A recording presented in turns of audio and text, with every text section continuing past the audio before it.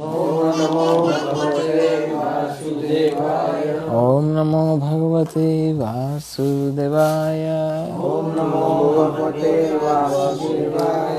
ओम नमो भगवते वासुदेवाय। ओम अज्ञानतिमिरान्धस्य ज्ञानाञ्जनशलाकया चक्षुरुन्मिलितं येन तस्मै श्रीगुरवे नमः। श्रीचैतन्यमनोभीष्टं स्थापितं येन भूतले स्वयं रूप कदा मया ददाति स्वपदान्तिकं। जय श्री कृष्ण चैतन्य प्रभु नित्यानंद श्री अद्वैत गदाधर श्रीवासादि गौरभक्तवृंद। हरे कृष्णा कृष्ण कृष्ण हरे हरे, हरे राम राम राम। तो पिछली बार हमने चर्चा किया था किस तरह से वैष्णव का जो बिहेवियर होता है वो स्वार्थ से मुक्त होता है। भगवान के भक्ति का, भगवान की शरणागति में अहैतुकी भक्ति का एक विशेष महत्व है कि जब तक भक्ति अहैतुकी नहीं होती तब तक वो हृदय को शांति या आत्मा को शांति प्रदान नहीं करती। जनरली भौतिक संसार में हम सब व्यक्ति किसी न किसी स्वार्थ से घिरे हुए हैं। हम कोई भी कार्य बिना कोई स्वार्थ के नहीं करते। हम चाहते हैं कि हम कुछ भी करें उसका परिणाम प्राप्त होना चाहिए। कई बार इस प्रकार के लोगों को फलासक्त लोग कहा जाता है, फल में आसक्त। और फल में आसक्त लोग जनरली सकाम कर्मी होते हैं या कर्मी होते हैं। कर्मी का अर्थ होता है कि हर एक कार्य में मेरा लाभ क्या होगा वो ढूंढते हैं। लेकिन भगवद गीता में श्रीमद् भागवतम में प्रहलाद महाराज कहते हैं कि व्यक्ति जो है वो जानता नहीं है कि उसका जो असली स्वार्थ है वो भगवान के चरणों में है। प्रहलाद महाराज कहते हैं नते स्वार्थ गतिम ही विष्णुम दुराशयाय बहिरर्थ मानेना। बहिरर्थ मानेना का अर्थ होता है कि व्यक्ति अपनी संतुष्टि के लिए ऐसे चीज़ों का उपयोग करता है, प्रयास करता है इंद्रियों से जिससे वो संतुष्ट हो ही नहीं सकता कभी। अगर आपको सांस की आवश्यकता है तो आप सांस के अतिरिक्त आप कुछ भी आपको दे दिया जाए आप संतुष्ट नहीं हो पाएंगे। यद्यपि वो सुनता है इस बात को कि मेरा अंतिम स्वार्थ विष्णु है, मेरा असली स्वार्थ कृष्ण है, लेकिन वो पर्टिकुलर इसी बात को सुनने के बाद भी वो अनसुना कर देता है और वो छोटे छोटे स्वार्थ को ढूंढने चला जाता है। प्रहलाद महाराज स्पष्ट रूप से कहते हैं नते स्वार्थ गतिम ही विष्णुम। तो जब तक कोई व्यक्ति भगवान की अहेतुकी भक्ति में नहीं जुड़ जाता, जैसे मैं सुदामा का एग्जाम्पल भी दिया था और गोपियाँ भी अपने गीत में गाते हैं कि सूरतनाथ ते अशुल्क दासिका वरद निघ्नतो नेह किम बधा। वो कहते हैं कि हे कृष्ण हम आपकी अशुल्क दासिकाएं हैं। अशुल्क दासिका का अर्थ होता है कि हम आपकी सेवा करते हैं और इसके सामने हमें कुछ चाहिए नहीं। अशुल्क, शुल्क का अर्थ होता है प्राइस, कुछ पे करना पड़ता है, लेकिन हम अशुल्क दासिका, हमें कुछ नहीं चाहिए क्योंकि यही जीवात्मा की वास्तविक स्थिति है। अशुल्क भगवान परम स्वामी है और हम उनके सेवक हैं और हमारी जो भावना है भगवान के प्रति वो इस प्रकार की होनी चाहिए। और जनरली भौतिक संसार में देखा जाता है कि जब अशुल्क बात होता है ना कि आप वॉलंटरी सेवा दो, तो इसमें कई बार ये देखा जाता है कि हम हमारी मर्जी के आधार पर सेवा करते हैं, क्योंकि हम तो वॉलंटरी कर रहे हैं ना, तो हम जितना करना है करेंगे, नहीं करना तो नहीं करेंगे। देखा जाता है ऐसा वास्तव। ये प्रभुपाद एक बार बताए थे, Krishna consciousness is voluntary. Krishna भक्ति जो है वो स्वेच्छा से की जाती है, इसको आप कोई आपको दबाव से नहीं कर सकता। अगर मैं आपको क्या बोलते हैं वो आपके गुजराती में फतवा बोलते हैं ऐलान, कोई डिमांड, आदेश, उस प्रकार का अगर हम आपको बताएंगे तो इससे आप कृष्ण भक्त नहीं बन पाएंगे, क्योंकि भक्ति इस तरह से नहीं होती है, भक्ति स्वेच्छा से होती है। लेकिन जब निःशुल्क रूप से या शुल्क रूप से जब किया जाता है, उस समय गोपियों ने जो उदाहरण प्रस्तुत किया उसमें उन्होंने ऐसा उदाहरण प्रस्तुत किया कि भगवान भी उनके सामने विवश हो गए कि उनको पे नहीं कर सकते। अर्थात जब आप निस्वार्थ भाव से सेवा करते हो भगवान की चरणों की, तो परिणाम यह आना चाहिए कि आपकी सेवा पूर्ण रूप से 100% सर्विस इस प्रकार से होनी चाहिए। इसका तात्पर्य यह है कि हमें हमारा पूरा प्रयास करना चाहिए। ऐसा नहीं कि जनरली क्या होता है कि बस मैं इतना ही कर सकता हूँ, इससे अधिक नहीं कर सकता। लेकिन क्या आप ये जानते हैं कि आपके पास 24 घंटे हैं और आप इस 24 घंटे का उपयोग पूरा परिश्रम करके कर सकते हो। हमारे कई डिवोटी है, बहुत भगवान के सेवा में जुड़े हुए या बुद्धिशाली है, बहुत ही पूरा उपयोग करते हैं। वो जानते कि अगर मैं 8 घंटा करूँ उससे काम करने पर भी मुझे इतना मिलता है, 6 घंटा काम करने पर भी इतना मिलता है, तो 6 घंटा क्यों नहीं करूँगा, 8 घंटा 2 घंटा भगवान की सेवा में यूज़ होगा। तो इस तरह से व्यक्ति को सावधान होकर के अपने शरीर के आवश्यकताओं के प्रति कम से कम समय देना चाहिए, कम से कम समय। इसका अर्थ होता है कि हमें पता है कि इससे अधिक काम करने से मुझे कोई लाभ नहीं होने वाला।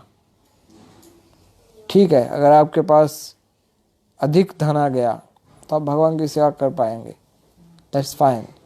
लेकिन अधिक धन प्राप्त करने के पश्चात भी शरीर तो अंत में नष्ट होने वाला है, तो आप उस धन का करोगे क्या, है ना।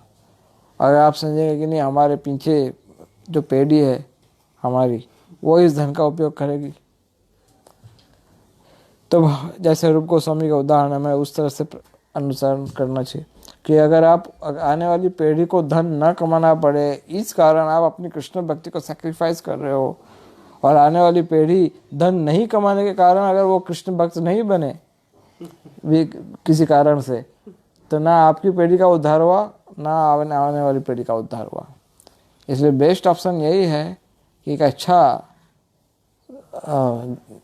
उदाहरण यही होता है कि आप अपनी भक्ति को भी संभाल के रखो। आत्मनाम सर्वतो रक्षेत, सबसे पहले व्यक्ति को अपने आत्मा का चिंता करना चाहिए, उसके बाद शरीर, उसके बाद आपके परिवारजनों की चिंता करना। आत्मनाम सर्वतो रक्षेत। हाँ, तो सबसे पहले हमें अपना उद्धार करना चाहिए, जन्म सार्थक करी। कई बार हमने देखा है कि दूसरे का उद्धार करने के पीछे वो उसके पीछे हम खुद माया में गिर जाते हैं। तो आप माया में गिरते हो और दूसरे का उद्धार करते हो, ये कौन सी बुद्धिमानी है। इसलिए सबसे पहला प्रयास होना चाहिए कि हम अपने आप का स्थान सुरक्षित करें कृष्ण भक्ति में।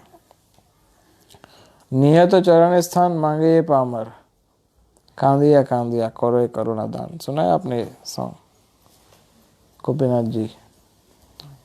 नियत चरण स्थान, हे कृष्णा मेरा स्थान आपके चरणों में है। फॉर एग्जाम्पल समझ लो कि आप अहमदाबाद में अभी रहते हो कई सालों से, शायद जन्म से, है ना।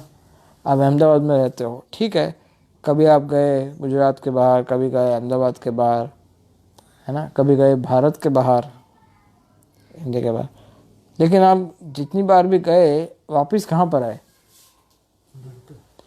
अहमदाबाद ही आ गए, वापस घर पे आ गए अपने। इधर कहीं जगह पर आप 15 दिन रहे, 10 दिन रहे, महीना भर रहे, 2 महीना भर रहे, 6 महीना भर रह लिए, लेकिन फिर भी आप अंत में कहाँ पर आए? वापस। शायद एक रूप से अगर भौतिक दृष्टि से देखो तो यहाँ पर इस स्थान के प्रति आपका होम फीलिंग है ना।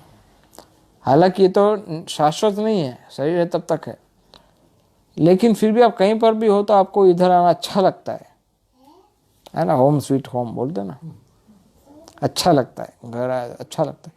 तो इस तरह से हमारा जो होम स्वीट होम जो है वो है भगवान का चरण। ये होम स्वीट होम है हमारा, वहाँ पर ही हमें शांति प्राप्त होती है। अभी किधर भी जाओ, दूर जाओ, इधर आओ, अहमदाबाद आओ, कहीं भी जाओ, मनुष्य के शरीर में आओगे, सुअर के शरीर में जाओ, कुत्ते के शरीर में जाओ, कहीं पर भी जाओ, जब तक वो नियत चरण स्थान में नहीं जाएंगे, होम स्वीट होम, तब तक शांति नहीं प्राप्त होगी। नियत चरण स्थान वो हमारा नियत स्थान। मांगे पामर, ये पापी आपसे स्थान प्राप्त करने के लिए फिर से मांग, कांदिया कांदिया, रो रो कर, सिर पटक पटक करके आपसे मांग रहा है कि मुझे अपने घर वापस बुला लीजिए प्लीज़, मुझे आपके चरणों में वापस स्थान दे दीजिए, मुझे आपके चरणों में रहना है। ठीक है, इस शरीर में रहूँगा, लेकिन मन मेरा रहेगा कहाँ पर? आपके चरणों में। मन इधर रहना नहीं चाहिए, मन आपके चरणों में रहना चाहिए। ये तो चरण स्थान। मांगे पामर, कांदिया कांदिया, करो हे करुणा दान।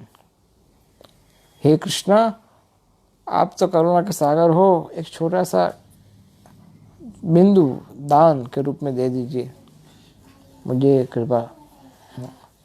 तो पिछली बार हम सुन रहे थे इस प्रकार से, और एक लेटर प्रभुपाद ने रूपानुग को लिखा था, जिसमें प्रभुपाद लिखते हैं, Now I want that we shall concentrate on making our devotees Krishna conscious and ourselves becoming Krishna conscious, and not be so much concerned with expanding ourselves widely but without any spiritual content. Just like boiling the milk, it becomes thicker and sweeter.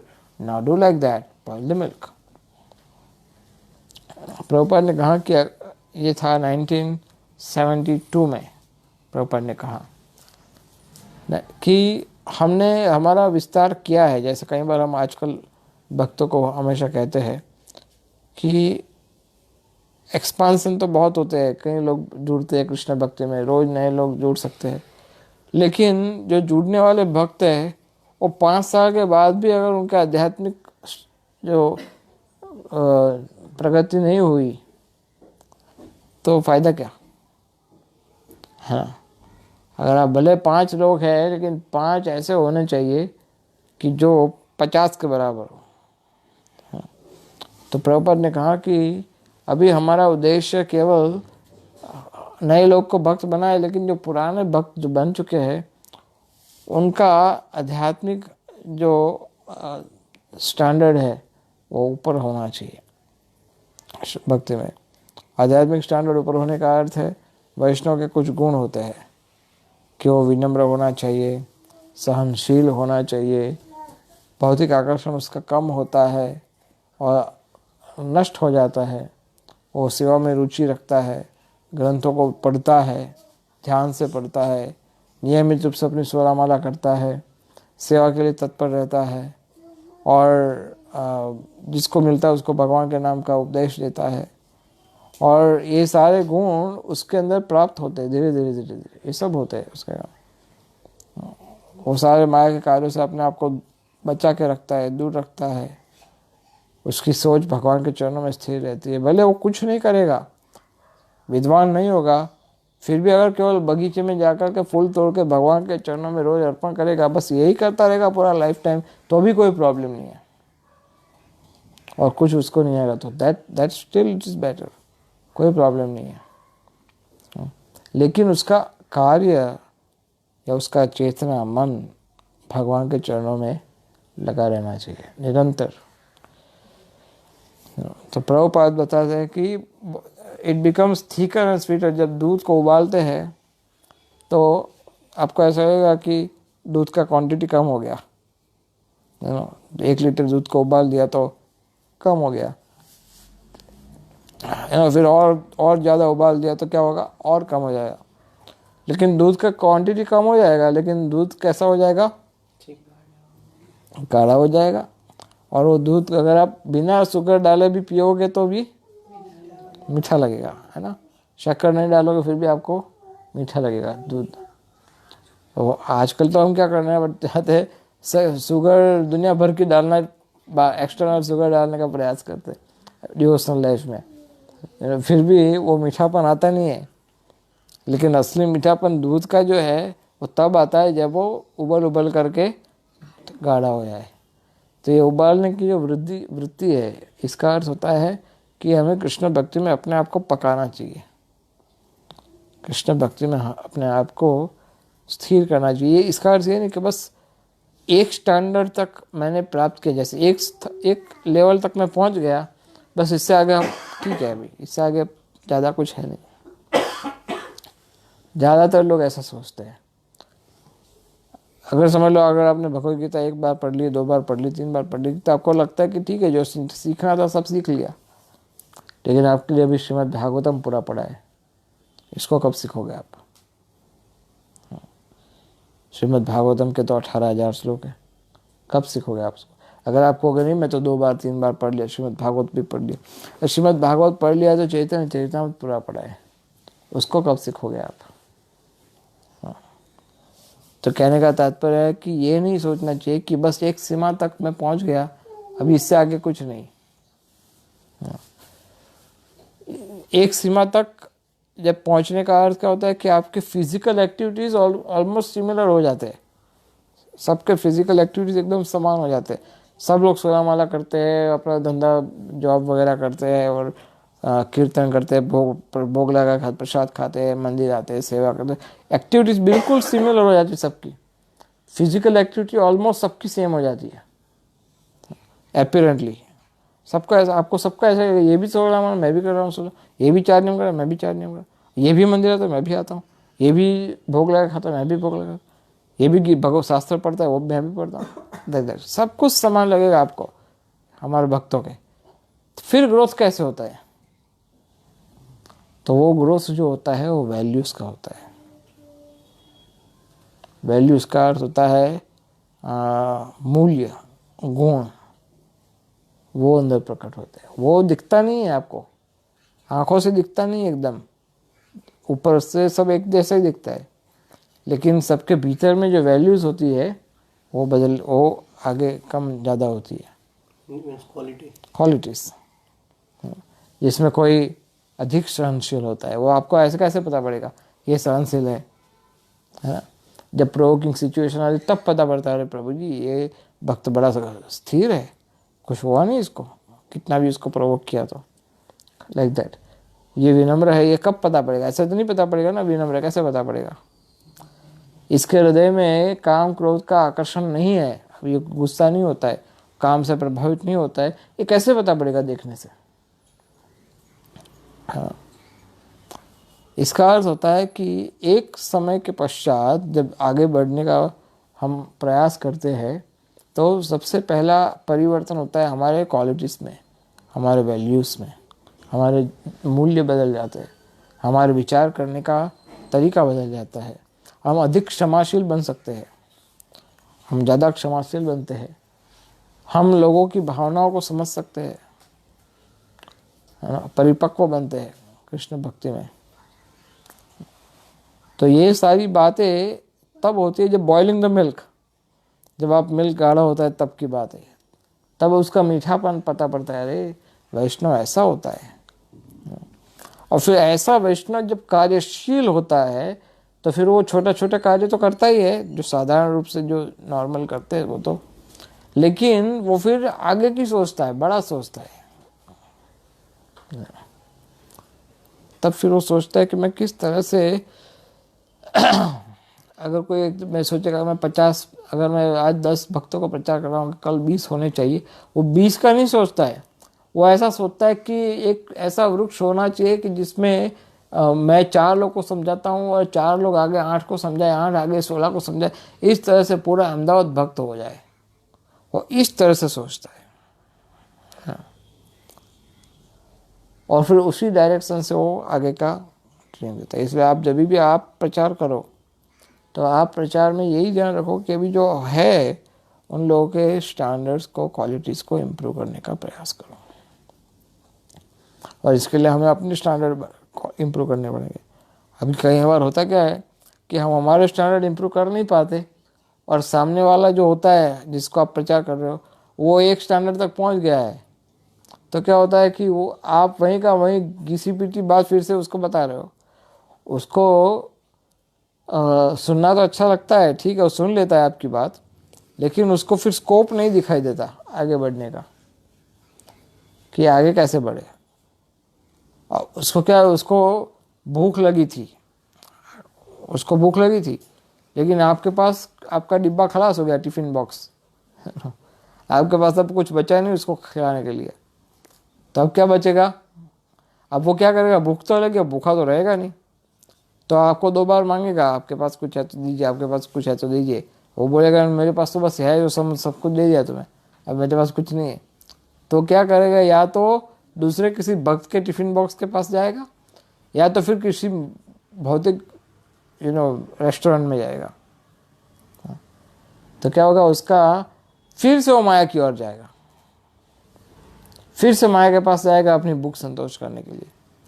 और फिर उसका प्रगति के बदले फिर से धीरे धीरे वो कमज़ोर होता जाएगा। क्यों? भूख लगी थी, कुछ दिया नहीं आपको खाने के लिए। यहाँ तो कैसा है कि या तो सूर्य रहता है या अंधकार रहता है। अगर आपके पास सूर्य देने के लिए नहीं है तो फिर क्या होगा? वो व्यक्ति अंधकार के पास ही जाएगा ना, सीधी सी बात है। अगर आप उसको हलवा दोगे तो गंदगी छोड़ देगा। अब ये छोटा बच्चा, उसको आप खाना दोगे तो आपकी 1000 रुपये की नोट छोड़ देगा, लेकिन आपके पास खाना खत्म हो गया तो 1000 की नोट वापस पकड़ लेगा वो। तो इस तरह से ऐसी अवस्था में भक्त को निरंतर अपने आप को एक स्टूडेंट के रूप में रखना चाहिए कि मुझे और सीखना है, मुझे और सीखना है, मुझे और सीखना है। क्यों? क्योंकि आपसे सीखने वाले लोगों की इच्छा भी अनंत है। तो इस तरह से अपने आप को तैयार करना चाहिए। Just I read one more quote. A devotee is always ideal in behavior, so we all have to cooperate among ourselves. Otherwise, what will happen? What will people think if ourselves fight with another? A devotee is always ideal in behavior. उदाहरण प्रभुपाद ने पतित उदाहरण को लिखा 74 में। प्रभुपाद ने कहा कि भक्तों का आचरण बहुत ही आदर्श होना चाहिए, क्योंकि उसके आदर्श को, उसके आचरण को लोग बहुत ही माइक्रोस्कोप लेकर कैसे देखते रहते हैं। एक गलती करो प्रभु जी, हम मीडिया में डाल देंगे, एक गलती करो मीडिया में डाल देंगे। आप कुछ भी करते हो आपको देखते रहते हैं। प्रभु जी आप लेक्चर तो देते हो, लेकिन आपके आदर्श में तो, आपके आचरण, ठीक है शायद ऐसा ही होता होगा सब जगह, कृष्ण भक्ति में ऐसा ही होता होगा, या फिर हमें भी इसका परमिशन है, इसका प्रभु जी खुद ही सिखा रहे हैं क्या करने का, हमें भी इसका परमिशन है, हम जो चाहे कर सकते हैं जीवन में, तो इसमें कोई गलती नहीं है। वो भी अपने चरण दे रहे, लो दबाओ मेरे पाँव, तो मैं भी दे सकता हूँ, लो मेरे दबाओ मेरे पाँव, तो हो सकता है, तो उसमें क्या प्रॉब्लम है? तो ये कोई ऐसा सोच सकता है? या फिर अगर आपके आचरण में कहीं त्रुटि मिलती है तो आप उसकी श्रद्धा जो है वो आपके प्रति जो होती है वो तो कम हो जाती है। फिर वो सोचता है कि ठीक है अभी रॉन्ग नंबर लग गया, या फिर इतना जितना हमने आशा किया था इतना महान नहीं है। हाँ, अगर वो व्यक्ति का आचरण में त्रुटि नहीं है, लेकिन हो सकता है कि वो बहुत ज़्यादा बुद्धिशाली या विद्वान ना हो, फिर भी क्योंकि आचरण उसका सही है, इसलिए वो व्यक्ति आदर्श के रूप में है जिससे आप शिक्षा ग्रहण कर सकते हो। इनसे, लेकिन उनके आचरण में अनेक त्रुटियां प्राप्त हो गया। जैसे प्रभुपाद बताए, आपस में झगड़ना, ये तो एकदम निम्न कोटि का आदर्श बताया है। आपस में झगड़ना है, what the heck, what is this? दो भक्त बच्चों की तरह आपस में झगड़े, हाउ लोग क्या सोचेंगे? आपस में झगड़ रहे हैं या बुरा मान रहे हैं, मेरे ग्रुप में तुम्हारे ग्रुप वाला, तुम्हारे ग्रुप में झगड़ा, ये हो, ये तो बिल्कुल बच्चों जैसा लगता है ये तो इस प्रकार का आचरण भक्तों को शोभा नहीं देता। तो प्रभुपाद यहाँ पर लिखे हैं कि a devotee is always ideal in behaviour. भगवान का जो भक्त होता है वो बहुत ही आदर्श होता है अपने आचरण में। तो चैतन्य महाप्रभु भी अपनी लीला में इस बात का बड़ा ध्यान रखते थे। चैतन्य महाप्रभु जगन्नाथपुरी में एक बार उनके भक्त थे स्वरूप दामोदर, एक छोटा बच्चा था, वो महाप्रभु के पास आके बैठ जाता था, वो बार बार आके बैठ जाता था, तो चला फिर वापस बैठ जाता था, और उनको अच्छा लगता था महाप्रभु के साथ। पूरा दिन सुबह आता था, रात तक बैठता था, छोटा बच्चा था। तो महाप्रभु उसको कृपा देते थे, प्रसाद देते थे। तो स्वरूप दामोदर ने बता दिया, उस बच्चे को बंद कर दिया आने का, नहीं आएगा इधर। तो महाप्रभु बोले क्यों, क्या हो गया? अरे प्रभु, उस बच्चे के प्रति आपका लगाव अधिक समय जरूरत से अधिक हो रहा था। भगवान है तो उसमें कोई प्रॉब्लम नहीं हो, तो सन्यासी है, और वो तो सब जानते हैं, महाप्रभु तो उनमें कोई दोष नहीं हो सकता, वो तो जानते हैं।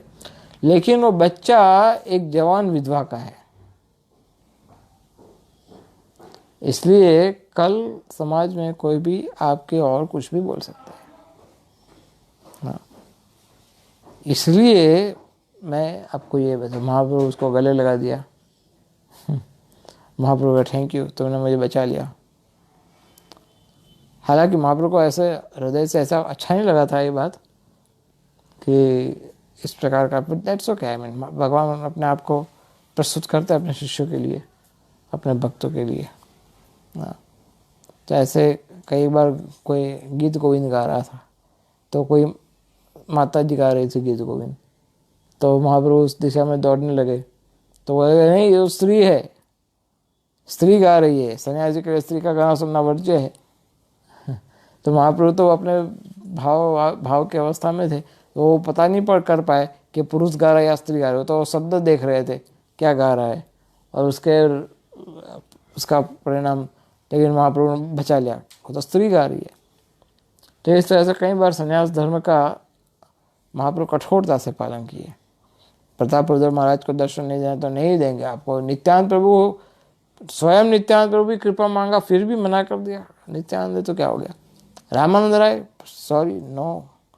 सार्वभौम भट्टाचार्य, नहीं। स्वरूप दामोदर, नो। ये लोग ऐसे लोग हैं जिनकी बात महाप्रभु टाल नहीं सकते थे, इन लोग को भी मना कर दिया था। सन्यासी को राज दर्शन वर्जित है। इसलिए कहने का तात्पर्य है कि हमारे आचरण में हमें, भले आपका हृदय कितना भी स्वच्छ है, आप कितना भी अच्छे हो, लेकिन आचरण में आपको ध्यान रखना चाहिए सब जगह। तो वैष्णव के आचरण में विशेष करके ईर्ष्या करना, द्वेष करना, किसी से झगड़ना, इस प्रकार का आचरण भक्त को शोभा नहीं देता। तो आगे हम पढ़ेंगे चैतन्य महाप्रभु के विषय में आगे, और महाप्रभुपाद का कुछ लेटर्स, हम तो दो तीन लेटर्स पढ़ पा रहे रिकॉर्ड, लेकिन अगली बार से हम थोड़ा जल्दी पढ़ेंगे, एक साथ 4 लेटर पढ़ेंगे। So we stop here. अगर कोई प्रश्न है तो पूछे।